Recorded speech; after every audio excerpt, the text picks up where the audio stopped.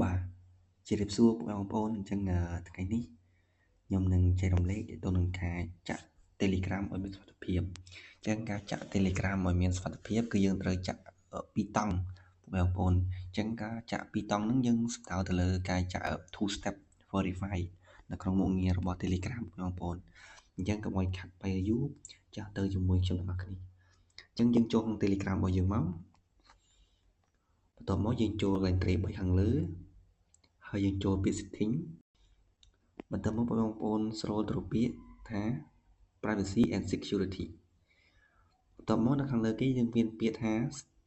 two step verify អញ្ចឹងនៅក្នុងពួកបងប្អូនគាត់จะមាន off ហើយមានទេបងប្អូនអញ្ចឹងយើងចូលទៅបើកវាទាំងអស់គ្នាមកមានលុបសញ្ញាបែបនេះអញ្ចឹងមកយើងចុចកន្លែង set password ពួកបងប្អូនសូមបាយ password អ្វីទៅតាមអ្វីដែលពួកបងប្អូនចង់ដឹងអញ្ចឹងខ្ញុំសូមបាយ password ខ្ញុំសិនអញ្ចឹងសម្រាប់ password បងប្អូនគឺយើងសូមដាក់ទៅតាមអ្វីដែលបងប្អូនចង់ដាក់តែសូមវាជាអក្សរធំអក្សរតូចឬក៏មានរម៉ាំងមានសញ្ញាអីជាដើមបន្ទាប់មកគេឲ្យយើងវាពាក្យម្ដងទៀតបងប្អូនសូមវាម្ដងទៀតទៅអញ្ចឹងយើងវាយដូចមិញមកបងប្អូនអញ្ចឹងនៅត្រង់កន្លែងហ្នឹងគឺពួកបងប្អូនចង់វាយពាក្យក៏បានដែរបងប្អូនឬក៏ពួកបងប្អូនបាច់ពីក៏បានដែរគ្រាន់តែយើង skip ចោលយើងចុចកន្លែងពាក្យ skip ទៅបន្ទាប់មកយើងសូមវាបញ្ចូល email របស់ពួកបងប្អូនអញ្ចឹងត្រង់កន្លែង email នេះសូមពួកបងប្អូន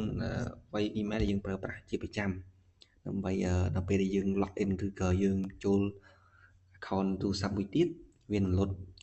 ផ្ញើសារដូចកូដ6ខ្ទង់ឲ្យយើងអញ្ចឹងខ្ញុំសូម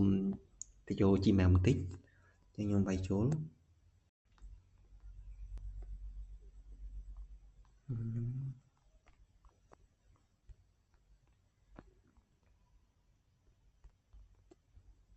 បាទ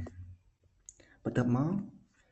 ក្រុមហ៊ុននឹងផ្ញើសារទៅលេខកូដ6ខ្ទង់ទៅនឹង account របស់យើងទៅក្នុង